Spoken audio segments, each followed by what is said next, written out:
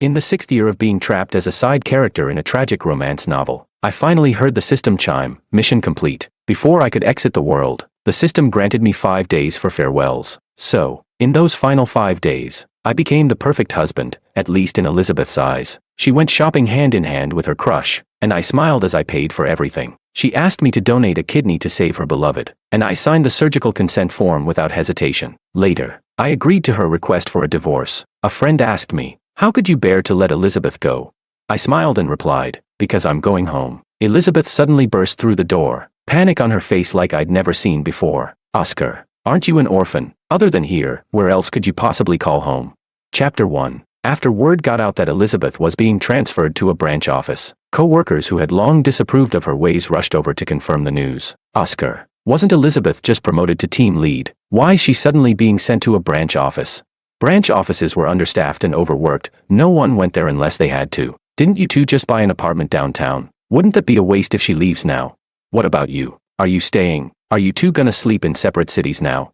I only smiled and brushed it off. What they didn't know was that Elizabeth hadn't been transferred. She had volunteered for the move. Just because her crush had returned to China and was now living in City C, she was determined to be near him. The main office had planned to promote her to team lead, and in another 6 months, she'd likely have made project manager. Her stubbornness not only cost her that opportunity, but also disappointed upper management. Even her rivals thought it was a shame, but Elizabeth was perfectly willing. I helped her pack and offered some casual replies to our co-workers before heading home. Like always, I bought groceries and cooked dinner, choosing all her favorite dishes, except carrots. As expected, the moment Elizabeth walked through the door and saw them, she complained, "You still don't know I hate these vegetables."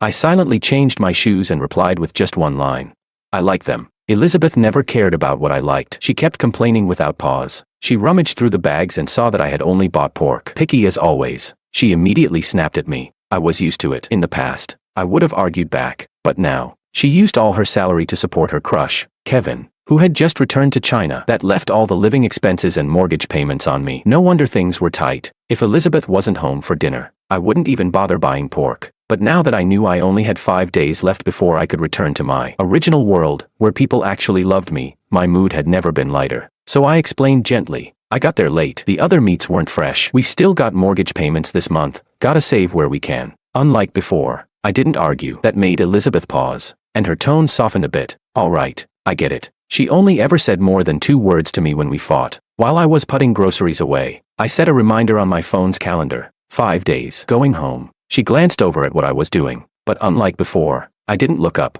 I took the pork and walked into the kitchen. Surprisingly, Elizabeth followed. Her expression said she wanted to say something unpleasant. Sure enough, while I was cutting the pork, she said, "Since I'm moving to City C, why don't we just sell the apartment? No point paying the mortgage anymore." I thought I was calm enough, but the moment I heard her say it so bluntly, my hand trembled. The knife slipped, slicing the tip of my finger. Blood dripped onto the cutting board. Chapter 2. Elizabeth, sitting just a few steps away, didn't even glance in my direction. When I didn't respond, she assumed I was unwilling, and her tone climbed a few octaves. "You living here alone is such a waste. Just rent some cheap apartment or whatever. I wasn't really asking for your opinion on this." "Okay." I cut her off, my voice calm but firm. Elizabeth's expression changed immediately. A smile bloomed across her face. "I knew you'd be sensible about it. Hurry and finish dinner. I'm starving." I casually rinsed the blood from my finger under the faucet and went back to chopping pork. This apartment was the only place in this world I could even remotely call a home. Back when we were house hunting, Elizabeth used to hold my hand and say she wanted to give me a safe harbor. I believed her smile meant forever. But now, even if we sold the place, I wouldn't get a single cent. The property deed never had my name on it. Before long,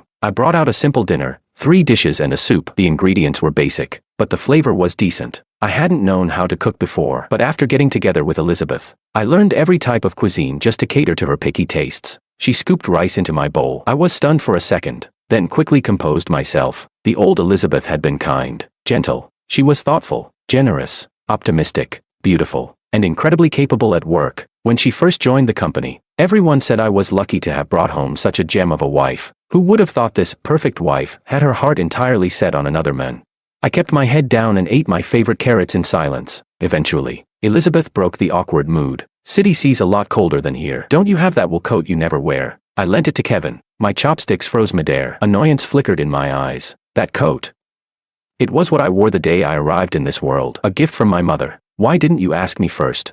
Elizabeth frowned, clearly thinking I was being dramatic. You barely wear it anyway. Kevin didn't even mind that it was old, and yet you're getting all worked up. My grip on the chopsticks tightened. That coat was my last tie to the family I loved. I didn't wear it often, not because I didn't care, but because I treasured it. Seeing the growing anger in my eyes, Elizabeth braced herself, expecting the usual shouting match. But to her surprise, I deflated with a sigh. Fine, let's just eat. After all, in the real world, my wardrobe had plenty of coats just like it. Elizabeth was clearly caught off guard, stunned at how easily I let it go. See, life's easier when you're more understanding, she said smugly, as if that were the most natural thing in the world. I shoveled a mouthful of rice into my mouth and mumbled. Got it. From now on, you can deal with everything in this house however you want. You don't need to tell me, because honestly, I don't care anymore. Her hand trembled slightly as she reached for more food. A flicker of surprise crossed her face. Oscar. What did you say?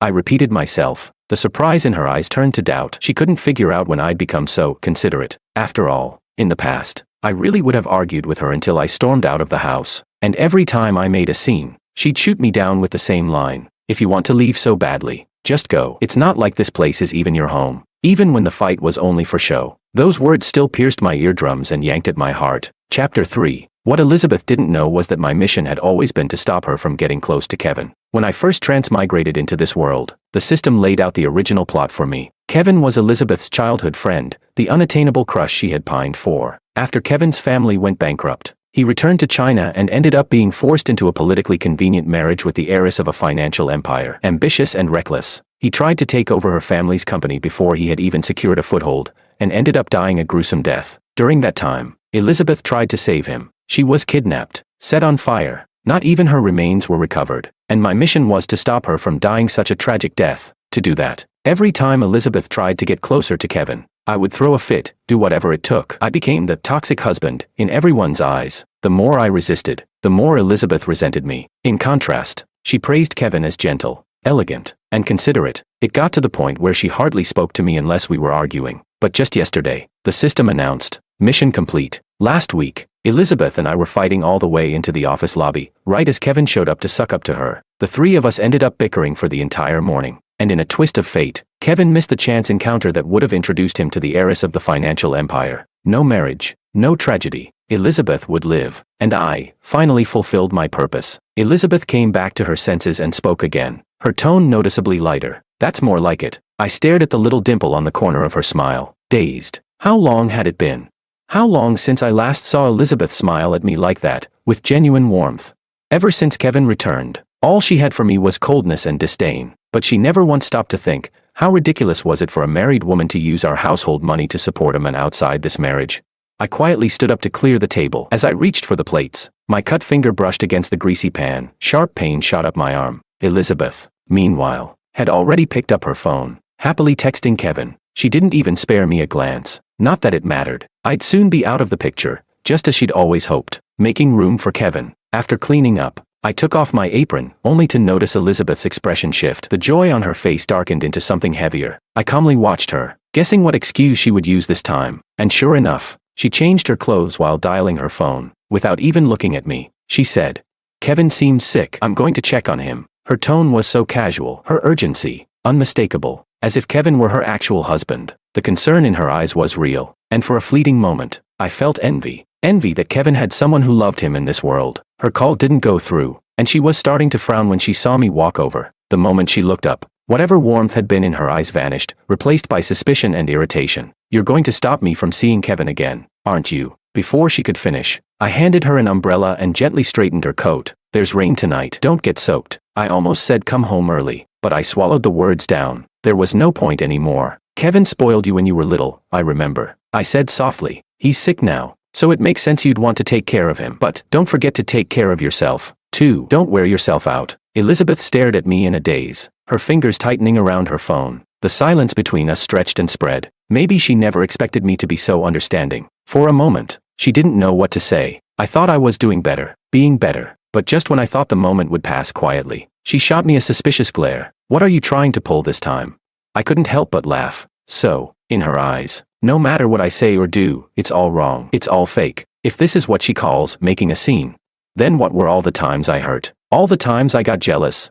But it didn't matter. The real me couldn't keep her. The version of me in disguise couldn't hold onto her either. When the door slammed shut behind her, my mind drifted to last month. The weather in April and May had been cold and damp, with wide temperature swings between day and night. Easy to get sick. In order to keep up with the mortgage, I worked 2 jobs, my full-time one, and delivery gigs on the side. I don't even remember what time it was that night when I finished my last run. I collapsed right there in the street. By the time I got to the hospital, my consciousness was already fading. In a haze, I thought I saw Elizabeth. I thought I was hallucinating. I pinched the back of my hand, hard. Only when I felt the sting did I realize. She really came. The lump in my throat was just about to burst when Kevin strolled in through the doorway. Kevin cut his hand by accident, she said lightly. Even in my feverish days, I noticed the little band-aid on his finger. My eyes stung, probably from the fever, I told myself. Even though my body temperature was over 104 degrees Fahrenheit, she still left, holding Kevin's hand in hers. Then there was our first wedding anniversary. Maybe Elizabeth still remembered what we once had, because she left a scarf, the one I loved most. Cashmere. Rare. Precious. Just as I reached to take it, Kevin appeared. He looked at the scarf and said nothing for a long time. I was about to snap at him when he leaned in close to Elizabeth's ear and said in a carefully measured tone, "Elizabeth, I thought you bought that for me." She lit up at his closeness. Without a second thought, she wrapped the scarf around Kevin's neck. That was the first time I ever tried to fight for something in front of Kevin. Even my voice cracked with a bit of pleading. Elizabeth, impatient and annoyed, snapped back. "You're a grown man, can you please stop being so petty? It's just a scarf. If Kevin wants it, then let him have it. You can always buy yourself another one." Kevin put on a show of looking apologetic. My hand, which had reached out, slowly fell back down. I clenched my fists so hard, my nails dug into my palms and drew blood. That's when I realized I had never been loved. Chapter 4. Maybe it was all the years of being blamed. Or maybe it was the thought that I'd soon be leaving this world for good, but somehow, my heart finally felt calm. I picked up a broom and began to clean what little I could still call home. As I was tidying up the pile of dirty clothes on the sofa, my eyes landed on a white puffer jacket, and I froze. Not long after the scarf incident, Elizabeth and Kevin had started wearing matching outfits. That day, the project team ran into an emergency, and no one could get in touch with Elizabeth. The higher-ups ended up calling me. I was frantic. This involved whether we'd earn our bonus, and whether we'd have enough to make the down payment on our home. After digging around, I finally learned Elizabeth had been staying at Kevin's place the whole time. We fought about it. Somehow, in the heat of the moment, Kevin's white puffer, identical to Elizabeth's, ended up completely torn. Feathers burst into the air like snow. And then came the slap. I stood there, stunned, staring at the furious Elizabeth and Kevin curled on the ground. Under her sharp glare, I even started to doubt myself. Had I really torn it that badly? But come on, that jacket cost thousands. Could it really fall apart from a single tug? Still, Elizabeth pinned the blame on me without hesitation. She yanked off my only puffer jacket and threw it on Kevin, snapping. Such garbage quality. If it weren't for the cold, Kevin wouldn't even touch something this cheap. I walked home through a snowstorm, wearing nothing but a thin thermal shirt. Even the office heater couldn't warm me up. Eventually, a coworker, unable to watch anymore, lent me a sweater. My mind returned to the present. I carefully folded and put away Elizabeth's white jacket. That night, I was startled awake by my phone ringing insistently. "Hello, Oscar. Go to the mall and buy a new blanket. Down feather. Bring it to Kevin's place." A blanket? In the middle of the night? Kevin didn't have one.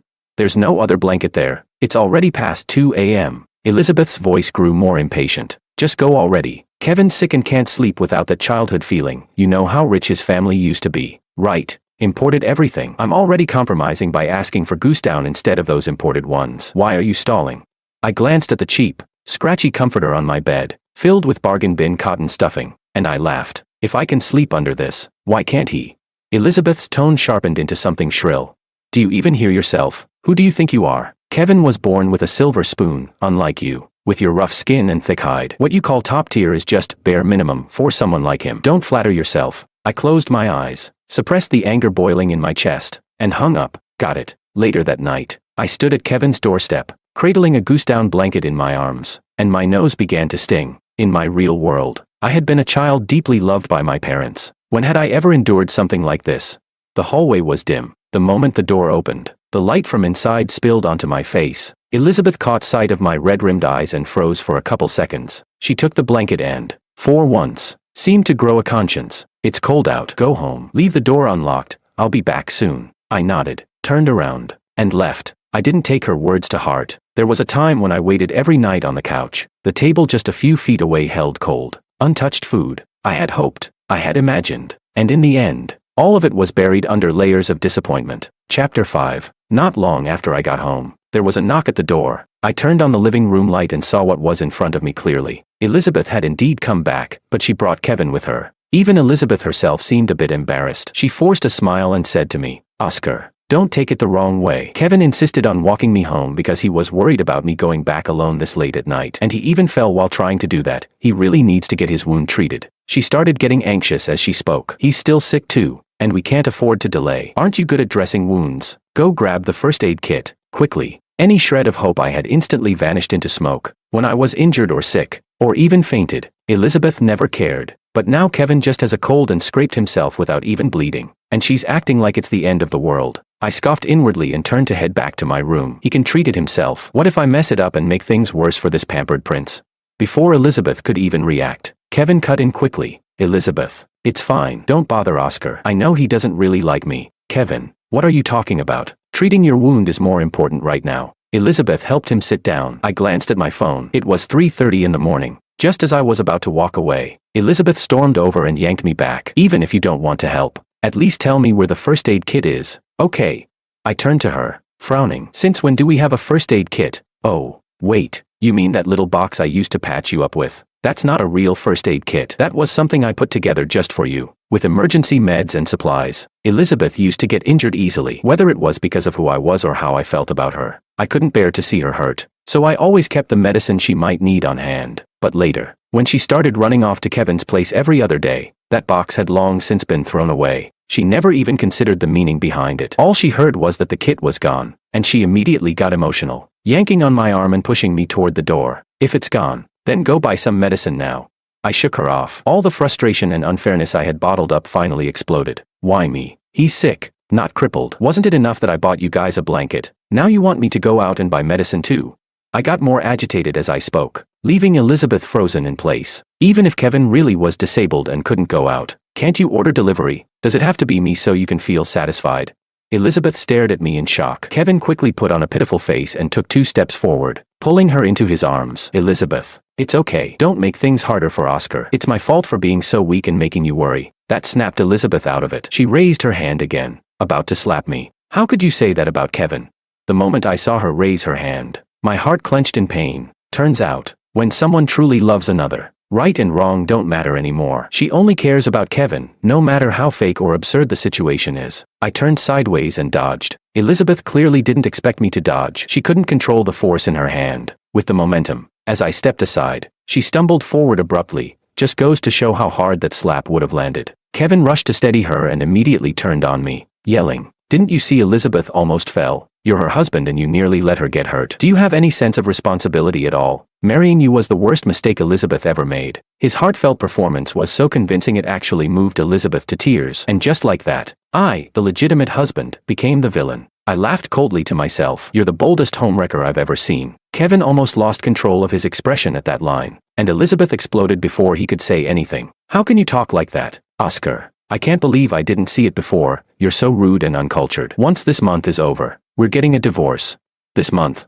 By the end of this month, I'd already be back enjoying the welcome home banquet my parents were planning for me. Fine by me. With that, I turned and walked back to my room. There was no point trying to reason with people who had no interest in being reasonable. But to my surprise, as soon as Elizabeth saw my indifferent attitude, her rage faltered and panic set in. She rushed forward and grabbed my hand again, disbelief written all over her face. "What did you say? You agreed to the divorce?" I didn't answer her directly. I just shot her a mocking look. "Weren't you the one who brought it up?"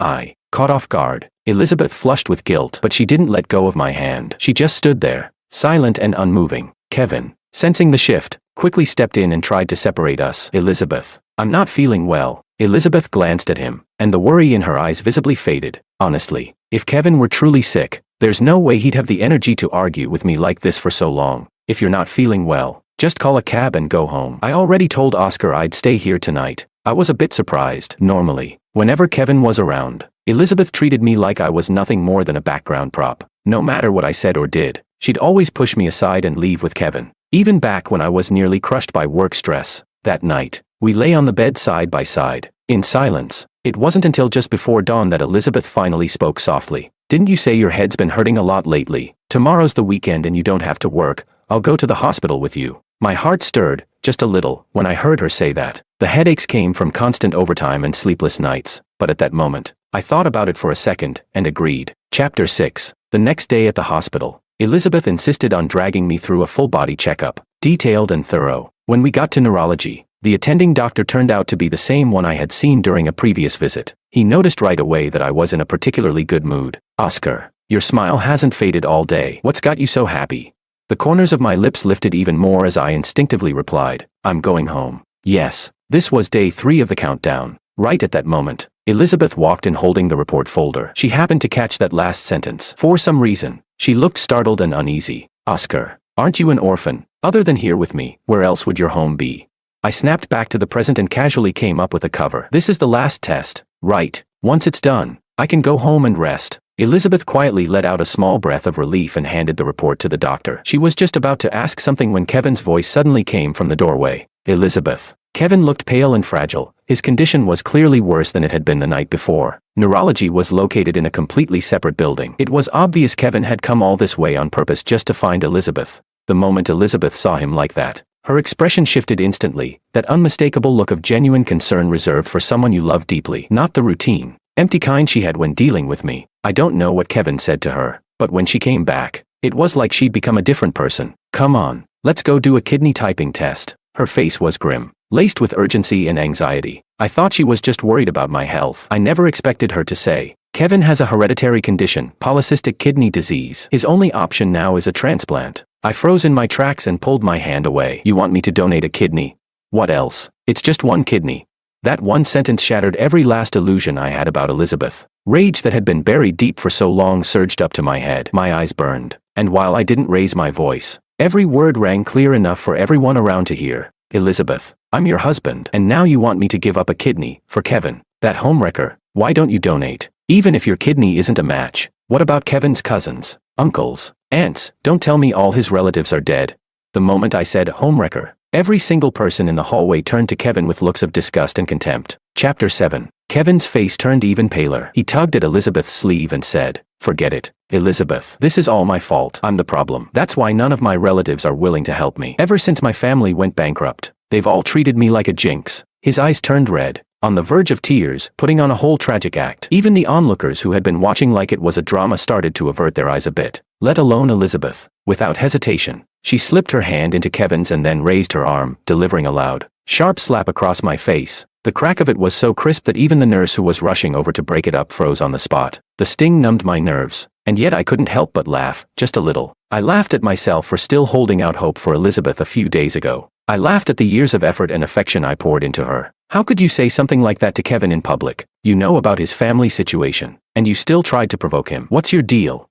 I didn't get angry. I smiled instead, but inside, it felt bitter as hell. I couldn't insult Kevin in public, but she could slap me right in front of everyone. Fine, I'll do it. At first, Elizabeth looked a little nervous when she saw me smile, but the moment she heard me agree, her face lit up with joy. "Still," she asked cautiously, "why the sudden change of heart?" I replied casually, "Because you care about him, and I care about you." In a situation like this, even a single sweet line could carry weight, so much so that even Kevin showed a flicker of unease. I could clearly see his grip on Elizabeth's hand tighten noticeably. Elizabeth was still lost in the emotional haze of what I said, and before she could respond, I had already turned and walked into the exam room. As it turned out, my kidney was a good match for Kevin. I finished all the paperwork and signed the consent form without hesitation. With kidney transplants, the sooner the better. Both our bodies met the requirements for surgery. However, with only 2 days left, I had no intention of spending them on a hospital bed, so I requested that the surgery be scheduled for the day after tomorrow. It was just a couple of days difference, and since I was the one going under the knife, Elizabeth didn't overthink it and readily agreed. After that day, Elizabeth never came home again, which suited me just fine. I used the time to tidy everything up. After all, I had lived in this world for quite a while. There were some old things I couldn't bear to leave behind. Whatever I could take, I packed. On the second to last day, I submitted a finalized project proposal to my manager, completed the handover, and formally handed in my resignation. The computer I had bought for work, top of the line, still fetched a decent price when I sold it. Anything with resale value, I sold. Clothes, I donated. Personal items, I trashed.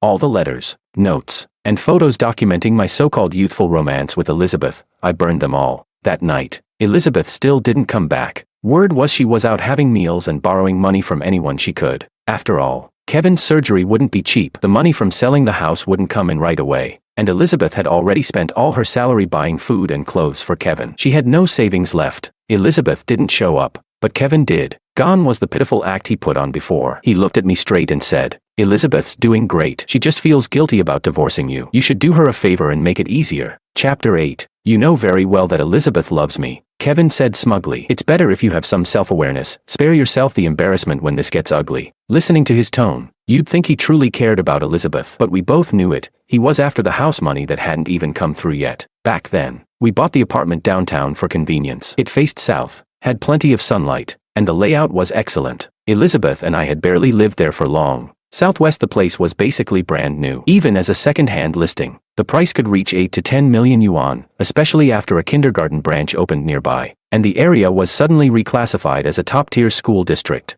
"Keep dreaming," I told him with a smile. "You really think no one sees through your little schemes? I'm not divorcing her, and if I do, we'll go to court with the updated marriage laws. How the assets get split, it's not as simple as you think." Kevin's face changed instantly, so I pressed the advantage. "Besides, it's a fact you two were having an affair. Everyone knows, our co-workers, the neighbors. We've got transfer records, messages, witnesses. If we do go to court, how much do you think Elizabeth will walk away with?"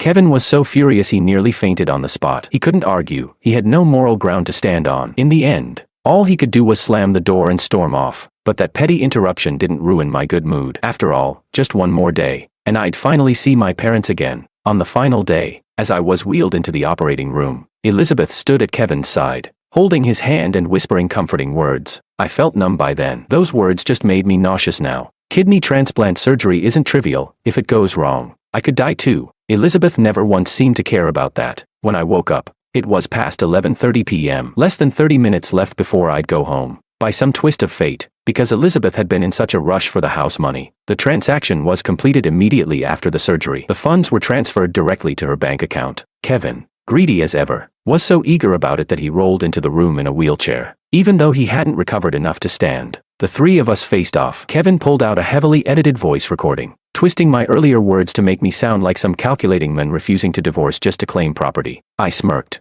then cut him off before he could even continue. "I agree." Both of them froze. Elizabeth spoke first. "What?" I said. "I agree to the divorce." Kevin's joy was almost visible, but Elizabeth suddenly panicked. "Divorce? What divorce? I just want you and Kevin to be happy." I even smiled faintly as I said it. "What happiness? I don't even love him. I love you. Why would I want a divorce from you?" Kevin looked stunned, rooted to the spot. "Elizabeth, what are you talking about? If you don't love me, why did you treat me so well? Did Oscar say something to make you say this just to spite me?" He tried to roll forward and grab Elizabeth, only to nearly fall over when she yanked her hand away. "What are you even saying? The way I treat you is like a sister to an older brother. The one I love most has always been Oscar." Then she shoved a bank card into my hands. "This is the house money. After paying Kevin's medical and hospital bills, there's still over 6 million yuan left. I know you've suffered so much these past 2 years. I've always wanted to find a way to make it up to you. Take the 6 million, just please. Don't divorce me." Kevin's pupils constricted instantly. He lunged 2 steps forward and clutched Elizabeth's wrist tightly. "You said that money was for me. Why are you giving it to Oscar now?"